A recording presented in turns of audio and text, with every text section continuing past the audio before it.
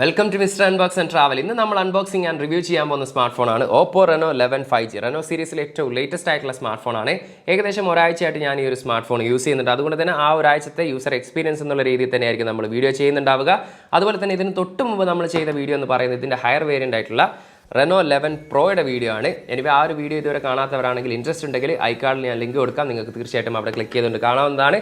എന്നും പറയാറുള്ള പോലെ തന്നെ വീഡിയോ ഇഷ്ടപ്പെട്ടാൽ ലൈക്ക് ചെയ്യുന്ന കാര്യം ഒന്ന് പരിഗണിക്കുക. അതുപോലെ തന്നെ ചാനൽ വീഡിയോസ് യൂസ്ഫുൾ ആണെങ്കിൽ ചാനൽ സബ്സ്ക്രൈബ് ചെയ്യുന്ന കാര്യം കൂടി ഒന്ന് പരിഗണിക്കുക. അപ്പോൾ നമുക്ക് സമയം കളയാതെ ഈ ഒരു സ്മാർട്ട് ഫോണിൻ്റെ റിവ്യൂയിലേക്ക് കടക്കാം.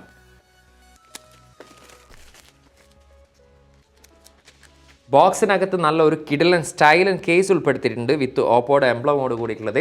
67 വാട്ടിൻ്റെ സൂപ്പർ ബുക്ക് ചാർജർ അഡാപ്റ്ററാണ് വരുന്നത്. ടൈപ്പ് 8 ടൈപ്പ് സി ചാർജിങ് കേബിളാണ് ഉൾപ്പെടുത്തിയിരിക്കുന്നത്. പിന്നീട് നമ്മുടെ സ്മാർട്ട് ഫോൺ ആയിട്ടുള്ള OPPO Reno 11 5G രണ്ട് കളേഴ്സിലാണ് ഈ ഒരു സ്മാർട്ട് ഫോൺ അവൈലബിൾ ആകുന്നത്. നമ്മുടെ കയ്യിലുള്ളത് വേവ് ഗ്രീൻ എന്ന് പറയുന്ന കളറാണ്. ഇത് കൂടാതെ rock grey. Design and build quality നോക്കുകയാണെങ്കിൽ പിറകിൽ ഉപയോഗിച്ചിരിക്കുന്നത് ഗ്ലാസ് മെറ്റീരിയലാണ്. ഗ്ലോസി ഫിനിഷിംഗ് ആണ് വരുന്നത്. അതുപോലെ തന്നെ നല്ല സ്റ്റൈലായിട്ടുള്ള ഒരു പാറ്റേൺ നമുക്ക് കാണാൻ സാധിക്കും. കേർവ്ഡ് ഡിസൈനാണ് പിറകിലും അതുപോലെ ഡിസ്പ്ലേയിൽ ഉൾപ്പെടുത്തിയിരിക്കുന്നത്. അതുകൊണ്ട് തന്നെ നല്ല രീതിയിൽ നമുക്കിത് ഹാൻഡിൽ ചെയ്യാൻ സാധിക്കുന്നുണ്ട്. ക്യാമറ മൊഡ്യൂൾ അല്പം ബൾജായിട്ട് നിൽക്കുന്ന രീതിയിലാണ്. അതുപോലെ തന്നെ ഒരു ഡ്യുവൽ സർക്കിൾ ഡിസൈൻ കൂടി കാണാൻ സാധിക്കുന്നുണ്ട്. ബോഡി ഫ്രെയിം വരുന്ന പ്ലാസ്റ്റിക് ആണ്. 7.99 mm ആണ് ഇതിൻ്റെ ബോഡി തിക്നെസ്. 182 gram ആണ് ഇതിൻ്റെ ബോഡി വെയിറ്റ്. അത്യാവശ്യം ലൈറ്റ് വെയിറ്റ് ആയിട്ടുള്ള ഒരു സ്മാർട്ട് ഫോൺ തന്നെയാണ്. റൈറ്റ് സൈഡിലാണ് പവർ ബട്ടണും വോളിയം റോക്കേഴ്സ് ഉൾപ്പെടുത്തിയിരിക്കുന്നത്. മുകൾ വശത്തായിട്ട് ഒരു noise cancellation mic, IR blaster, secondary speaker. Left side complete blank ആണ്. താഴത്താണ് സിം ട്രീ യൂസ് ചെയ്തിരിക്കുന്നത്. ഹൈബ്രിഡ് സിം കാർഡ് സ്ലോട്ടാണ്. ഒരേ സമയം 2 നാനോ സിം കാർഡ് അല്ലെങ്കിൽ ഒരു nano sim card plus memory card എന്നുള്ള രീതിയിൽ ഒരു noise cancellation mic, type C charging port, speaker grill, ഇത്രയും കാര്യങ്ങളാണ് നമുക്ക് ഒറ്റ നോട്ടത്തിൽ ഡിസൈനിൽ കാണാൻ സാധിക്കുന്നത്. ഓവറോൾ പറയുകയാണെങ്കിൽ ഒരു ഡീസൻ്റ് ആയിട്ടുള്ള ഡിസൈൻ ആൻഡ് ബിൽഡ് ക്വാളിറ്റിയാണ് കാണാൻ സാധിച്ചത്. ഡിസ്പ്ലേ സൈഡിലേക്ക് വന്നു കഴിഞ്ഞാൽ 6.7 ഇഞ്ചിൻ്റെ കേർവ്ഡ് AMOLED ഡിസ്പ്ലേ ആണ് വരുന്നത്. 120 Hz ആണ് റിഫ്രഷ് റേറ്റ്. ഫുൾ HD+ ആണ് റെസൊല്യൂഷൻ. ഡ്രാഗൺ ട്രയൽ സ്റ്റാർ 2-ൻ്റെതാണ് ഗ്ലാസ് പ്രൊട്ടക്ഷൻ ഉപയോഗിച്ചിരിക്കുന്നത്. 394 പിക്സൽ പെർ ഇഞ്ചാണ് ഇതിൻ്റെ ഡെൻസിറ്റി. അതുകൊണ്ട് തന്നെ അത്യാവശ്യം നല്ല ഷാർപ്പായിട്ടും ഡീറ്റെയിൽ ആയിട്ടുള്ള വിഷ്വൽ നമുക്ക് ഇതിൽ ആസ്വദിക്കാൻ സാധിക്കും. 950 nits ആണ് ഇതിൻ്റെ മാക്സിമം ബ്രൈറ്റ്നസ് ലെവൽ. വെളിയിൽ പോയാലും അത്യാവശ്യം നല്ല രീതിയിൽ തന്നെ കാര്യങ്ങൾ ഇതിൽ റീഡ് ചെയ്യാൻ സാധിക്കുന്നുണ്ട്. HDR10+ ഇതിൽ സപ്പോർട്ടാണ്. അതുപോലെ തന്നെ കേർവ്ഡ് ഡിസ്പ്ലേ ആയതുകൊണ്ട് തന്നെ നമുക്കൊരു ഓൾമോസ്റ്റ് ഫുൾ വ്യൂ എക്സ്പീരിയൻസ് ഈ ഒരു സ്മാർട്ട് ഫോൺ ആസ്വദിക്കാൻ സാധിക്കുന്നുണ്ട്. അത്യാവശ്യം വൈബ്രൻ്റ് ആയിട്ടുള്ള ഡിസ്പ്ലേ ആയിട്ട് തന്നെയാണ് ഫീൽ ചെയ്തിട്ടുള്ളത്. ഓവറോൾ ഡിസ്പ്ലേ ക്വാളിറ്റിയെക്കുറിച്ച് പറയുകയാണെങ്കിൽ ഒരു ഗുഡ് ഡിസ്പ്ലേ ആയിട്ട് തന്നെയാണ് എനിക്ക് ഫീൽ ചെയ്തിട്ടുള്ളത്. MediaTek Dimensity 7050 5G ചിപ്സെറ്റാണ് ഈ ഒരു സ്മാർട്ട് ഫോണിൽ ഉൾപ്പെടുത്തിയിരിക്കുന്നത്. 6 nm ആണ് ചിപ്സെറ്റ് സൈസ്. ഒക്ടാ കോറിൽ 2.6 GHz ആണ് clock speed. Mali G68 MC4 ആണ് ഇതിൽ ഉപയോഗിച്ചിരിക്കുന്നത് GPU. പെർഫോമൻസ് സൈഡിൽ നോക്കുകയാണെങ്കിൽ അത്യാവശ്യം പവർഫുൾ ആയിട്ടുള്ള ഒരു പെർഫോമൻസ് ആയിട്ട് തന്നെയാണ് എനിക്ക് ഫീൽ ചെയ്തിട്ടുള്ളത്. യാതൊരു തരത്തിലുള്ള ഇഷ്യൂ എനിക്ക് ഈ ഒരാഴ്ച യൂസ് ചെയ്തപ്പോൾ എനിക്ക് ഫേസ് ചെയ്യേണ്ടി വന്നിട്ടില്ല. വളരെ ഫാസ്റ്റ് ആയിട്ട് സ്മൂത്ത് ആയിട്ട് തന്നെ എനിക്ക് ഈ ഒരു സ്മാർട്ട് ഫോൺ യൂസ് ചെയ്യാൻ സാധിച്ചിട്ടുണ്ട്. എനിവേ 3 മെമ്മറി വേരിയന്റിലാണ് ഗ്ലോബലി ഈ ഒരു സ്മാർട്ട് ഫോൺ അവൈലബിൾ ആകുന്നത്.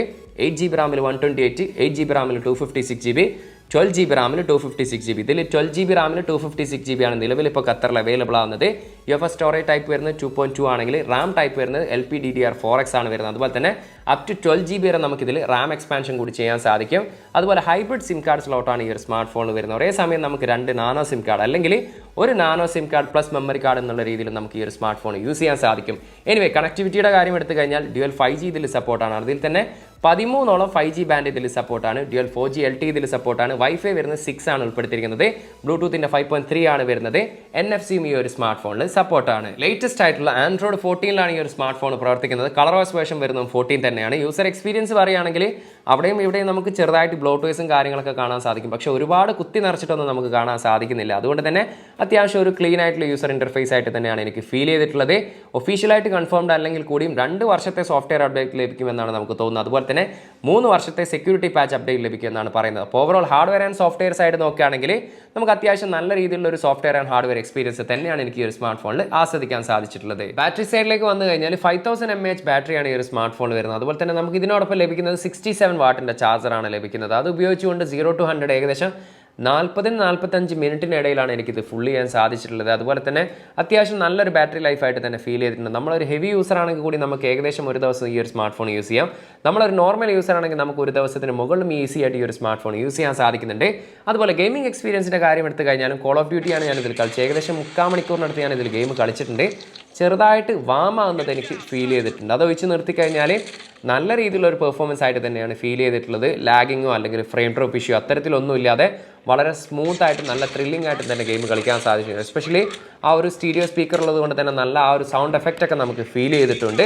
ഒരു പ്രോ ലെവൽ ഗെയിമിംഗ് എക്സ്പീരിയൻസ് അല്ലെങ്കിൽ കൂടി നമുക്കൊരു എബവ് ഡീസൻ്റ് ആയിട്ടുള്ള ഒരു ഗെയിമിംഗ് എക്സ്പീരിയൻസും ഈ ഒരു സ്മാർട്ട് ഫോണിൽ കാണാൻ സാധിച്ചിട്ടുണ്ട്. സ്റ്റീരിയോ സ്പീക്കേഴ്സ് ആണ് ഈ ഒരു സ്മാർട്ട് ഫോണിൽ ഉൾപ്പെടുത്തിയിരിക്കുന്നത്.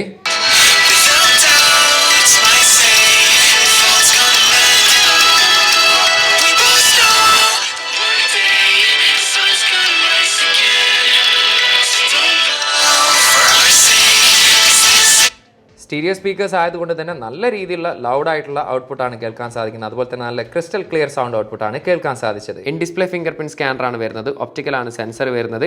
അത്യാവശ്യം ഫാസ്റ്റ് ആയിട്ടും ആക്യുറേറ്റ് ആയിട്ടും ഫിംഗർ ലോക്ക് വർക്ക് ചെയ്യുന്നത് കാണുന്നുണ്ട്. ആ ഒരു ആനിമേഷനിൽ ചെറിയൊരു ലാഗ് ഫീൽ ചെയ്യുന്നുണ്ട്. ഇനി ഫേസ് ലോക്കിൻ്റെ കാര്യം എടുത്തു കഴിഞ്ഞാലും ഫേസ് ലോക്കും വളരെ പെട്ടെന്ന് തന്നെ ഡിറ്റക്ട് ചെയ്യുന്നുണ്ട്. 3 ക്യാമറയാണ് പിറകിൽ ഉൾപ്പെടുത്തിയിരിക്കുന്നത്. 50 മെഗാ പിക്സലിൻ്റെ main lens with optical image സ്റ്റെബിലൈസേഷനോട് കൂടിയുള്ളത്. സോണിയുടെ LYT600 ആണ് ഇതിൽ ഉപയോഗിച്ചിരിക്കുന്ന സെൻസർ. സെക്കൻഡ് ക്യാമറ 32 മെഗാ പിക്സലിൻ്റെ ടെലിഫോട്ടോ ലെൻസാണ് വിത്ത് 2x ഒപ്റ്റിക്കൽ സൂമോട് കൂടിയിട്ടുള്ളത്.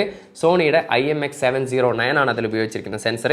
തേർഡ് ക്യാമറ 8 മെഗാ പിക്സലിൻ്റെ അൾട്രാ വൈഡ് ലെൻസാണ്. ഇനി റിയർ ക്യാമറയിൽ എടുത്തിരിക്കുന്ന ഫോട്ടോസിനെ കുറിച്ച് പറയുകയാണെങ്കിൽ ഒറ്റ വാക്കിൽ നമുക്കൊരു ഡീസൻ്റ് ആയിട്ടുള്ള ക്യാമറ പെർഫോമൻസ് ആയിട്ടാണ് ഫീൽ ചെയ്തിട്ടുള്ളത്. എസ്പെഷ്യലി മെയിൻ ക്യാമറയിൽ എടുത്തിരിക്കുന്ന ഫോട്ടോസൊക്കെ അത്യാവശ്യം ഡീറ്റെയിലും ഷാർപ്നെസ്സും മിക്ക സമയത്തും നമുക്ക് ലഭിച്ചിട്ടുണ്ട്. അതുപോലെ തന്നെ നാച്ചുറൽ കളറാണ് ഒട്ടുമിക്ക സമയത്തും നമുക്ക് ലഭിച്ചിട്ടുള്ളത്. അപൂർവം ചില സമയത്ത് നമുക്കൊരു ഇത്തിരി സാച്ചുറേറ്റഡ് ഫോട്ടോസൊക്കെ ലഭിച്ചിട്ടുണ്ട്.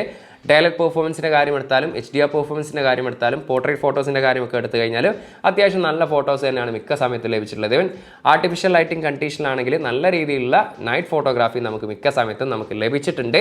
ഇനി ടെലിഫോട്ടോ ലെൻസിൻ്റെ കാര്യം എടുത്തു കഴിഞ്ഞാൽ അത്ര ഗംഭീരമായിട്ടുള്ള പോർട്രേറ്റ് ഫോട്ടോസ് എന്നുള്ള രീതിയിൽ എനിക്ക് ഫീൽ ചെയ്തില്ല.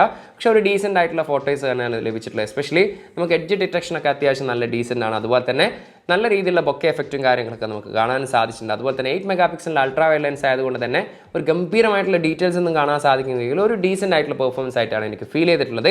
എനിവേ സെൽഫി ക്യാമറയുടെ കാര്യം എടുത്തു കഴിഞ്ഞാൽ 32 മെഗാ പിക്സലിൻ്റെ പഞ്ച് ഹോൾ ക്യാമറയാണ് ഉപയോഗിച്ചിരിക്കുന്നത്.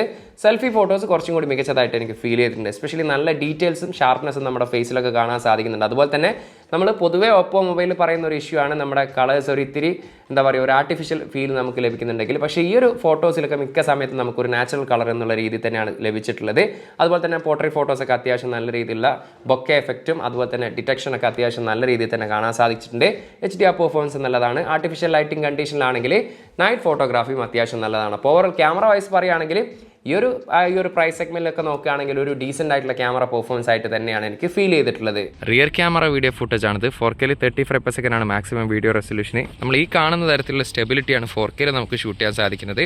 അതല്ല കുറച്ചും കൂടി ബെറ്റർ ആയിട്ടുള്ള സ്റ്റെബിലിറ്റി വേണമെന്നുണ്ടെങ്കിൽ ഫുൾ HD 30 ഫ്രെയിമിൽ ഷൂട്ട് ചെയ്ത് കഴിഞ്ഞാൽ EASൻ്റെ സപ്പോർട്ടോട് കൂടിയിട്ടുള്ള കുറച്ചും കൂടി സ്മൂത്ത് ആയിട്ടുള്ള വീഡിയോ നമുക്ക് കാണാം. അതുപോലെ തന്നെ HDR പെർഫോമൻസും അത്യാവശ്യം നല്ല രീതിയിൽ തന്നെ കാണുന്നുണ്ട്. പക്ഷേ ഓവറോൾ പറയുകയാണെങ്കിൽ ഒരു ഡീസൻറ്റ് പെർഫോമൻസ് എന്നുള്ള രീതിയിലാണ് എനിക്ക് ഫീൽ ചെയ്തത്. സെൽഫി ഫുട്ടേജ് ആണ് 4K 30 ഫ്രെയിംസ് ആണ് മാക്സിമം വീഡിയോ റെസൊല്യൂഷൻ. ഇത്തരത്തിലുള്ളൊരു സ്റ്റെബിലിറ്റി ഉള്ള വീഡിയോ ആയിരിക്കും 4K ലഭിക്കുന്നുണ്ട്. കുറച്ചും കൂടി സ്മൂത്ത് ആയിട്ടുള്ള വീഡിയോ ആണെങ്കിൽ സപ്പോർട്ട് ആയിട്ടുള്ള ഒരു സ്റ്റഡി മോഡിൽ അല്ലെങ്കിൽ ഫുൾ HDയിൽ ഷൂട്ട് ചെയ്യുന്നതായിരിക്കും കുറച്ചും കൂടി ബെറ്റർ. അതുപോലെ HDR പെർഫോമൻസ് അത്യാവശ്യം നല്ല രീതിയിൽ കാണുന്നുണ്ട്. അത്യാവശ്യം നല്ല ഒരു ഡീറ്റെയിൽസ് നമുക്ക് ഫേസിലും കാര്യങ്ങളൊക്കെ കാണാൻ സാധിക്കുന്നുണ്ട്. അപ്പോൾ ഓവറോൾ പറയുകയാണെങ്കിൽ ഒരു ഡീസൻറ്റ് പെർഫോമൻസ് ആയിട്ടാണ് എനിക്ക് ഫീൽ ചെയ്തത്. ഈ ഒരു ഫോണിൻ്റെ പ്രൈസ് ഇവിടെ ഖത്തറിൽ വരുന്നത് 12GB + 256GBക്ക് 1519 ഖത്തറിയാലാണ്. ഏകദേശം ഇന്ത്യയുടെ 36,000 രൂപയാണ് ഇതിന് പ്രൈസ് വരുന്നത്. മാത്രമല്ല ഈ ഒരു ജനുവരി 31 നിങ്ങൾ ഖത്തറിൽ നിന്ന് ഈ ഒരു സ്മാർട്ട് ഫോൺ വാങ്ങുന്നെങ്കിൽ നോർമലി നമുക്ക് 1 ഇയർ വാറണ്ടിയാണ് ലഭിക്കുകയെങ്കിൽ ഇത് 1.5 വർഷത്തെ വാറണ്ടി ലഭിക്കും. അതുപോലെ തന്നെ ഈ ആദ്യത്തെ 6 മാസത്തിനുള്ളിൽ നിങ്ങളുടെ ഈ ഒരു സ്മാർട്ട് ഫോൺ നിങ്ങളുടെ കയ്യിൽ നിന്ന് വീണ് പൊട്ടുകയാണെങ്കിൽ ഡിസ്പ്ലേ പ്രൊട്ടക്ഷൻ ഡാമേജ് എന്നുള്ള രീതിയിൽ ഒറ്റത്തവണ അവർ നിങ്ങളുടെ സ്മാർട്ട് ഫോണിൻ്റെ ഡിസ്പ്ലേ അവർ ഫ്രീ ആയിട്ട് മാറ്റി തരുന്നതായിരിക്കും. ചെറിയ രീതിയിലുള്ള ഒരു സർവീസ് ചാർജ് മാത്രമായിരിക്കും ഈടാക്കുക. അതോടൊപ്പം തന്നെ ഓപ്പോയുടെ ഒരു ഇയർബഡ്സ് നിങ്ങൾക്ക് ലഭിക്കുന്നതായിരിക്കും. ഇയർബഡ്സ് ഒരു പക്ഷേ ഈ ഒരു ജനുവരി 31 ശേഷവും ലഭിക്കും. പക്ഷേ ഈ ഒരു 1.5 വർഷത്തെ വാറണ്ടിയും അതുപോലെ തന്നെ ഒരു പക്ഷേ ഈ ഒരു ഡിസ്പ്ലേ പ്രൊട്ടക്ഷൻ വാറണ്ടിയും അതിനുശേഷം നിങ്ങൾക്ക് ലഭിക്കുന്നതായിരിക്കില്ല. എനിവേ ഈ ഓവറോൾ ഈ ഒരു സ്മാർട്ട് ഫോണിനെ കുറിച്ച് പറയുകയാണെങ്കിൽ price wise as usual Reno series ഈ ഒരു ആസ്പാസുള്ള പ്രൈസാണ് പൊതുവേ ഇറക്കാറുള്ളത്. അതുകൊണ്ട് തന്നെ പ്രൈസിനെ പറ്റി ഞാനൊന്നും പറയുന്നില്ല. മറിച്ച് ഓവറോൾ നോക്കുകയാണെങ്കിൽ എനിക്ക് അങ്ങനെ എടുത്ത് പറയത്തക്ക രീതിയിലുള്ള നെഗറ്റീവോ കാര്യങ്ങളൊന്നും എനിക്ക് ഇതുവരെ ഫീൽ ചെയ്തിട്ടില്ല. അത്യാവശ്യം നല്ല ഡിസ്പ്ലേ ആണ്. അതുപോലെ തന്നെ സ്റ്റീരിയോ സ്പീക്കേഴ്സ് സൂപ്പർബാണ്. ബാറ്ററി ലൈഫ് അത്യാവശ്യം നല്ലതാണ്. ക്യാമറ പെർഫോമൻസ് നല്ല രീതിയിൽ തന്നെ കാണാൻ സാധിച്ചിട്ടുണ്ട്. ഓവറോൾ പെർഫോമൻസ് നല്ലതാണ്. അപ്പോൾ ഓപ്പോ സ്മാർട്ട് ഫോൺ ഇഷ്ടപ്പെടുന്നവരാണെങ്കിൽ തീർച്ചയായിട്ടും പരിഗണിക്കാൻ പറ്റുന്ന ഒരു സ്മാർട്ട് ഫോൺ തന്നെയാണ് ഈ ഒരു OPPO Reno 11 5G എന്ന് പറയുന്നത്. ഇനി ഇന്നത്തെ ഈ ഒരു വീഡിയോ ഇഷ്ടപ്പെട്ടാൽ എന്നും പറയുന്ന പോലെ തന്നെ വീഡിയോ ലൈക്ക് ചെയ്യുക. അതുപോലെ ഈ ഒരു സ്മാർട്ട് ഫോണിനെ കുറിച്ച് എന്താണ് നിങ്ങളുടെ അഭിപ്രായം ആ ഒരു കാര്യം ദയവ് ചെയ്തൊന്ന് കമൻറ്റ് ചെയ്യുക. ടെക് സംബന്ധമായിട്ടുള്ള സംശയങ്ങളും കാര്യങ്ങളും ഉണ്ടെങ്കിൽ ഇൻസ്റ്റാഗ്രാമിൻ്റെ ഫേസ്ബുക്കിൻ്റെ ലിങ്ക് ഡിസ്ക്രിപ്ഷനിലുണ്ട്. അവിടെ നിങ്ങൾക്ക് മെസ്സേജ് ചോദിക്കാവുന്നതാണ്. ചാനലും വീഡിയോസും യൂസ്ഫുൾ ആണെന്ന് കരുതിയാൽ ചാനൽ സബ്സ്ക്രൈബ് ചെയ്യുന്ന കാര്യം കൂടി ഒന്ന് പരിഗണിക്കുക. അപ്പോൾ മറ്റൊരു പുതിയൊരു വീഡിയോയിൽ കാണാമെന്ന പ്രതീക്ഷയിൽ തൽക്കാലം ഞാൻ ഇവിടെ പറയുന്നു. സെയ്ദ് ഇർഷാദ്.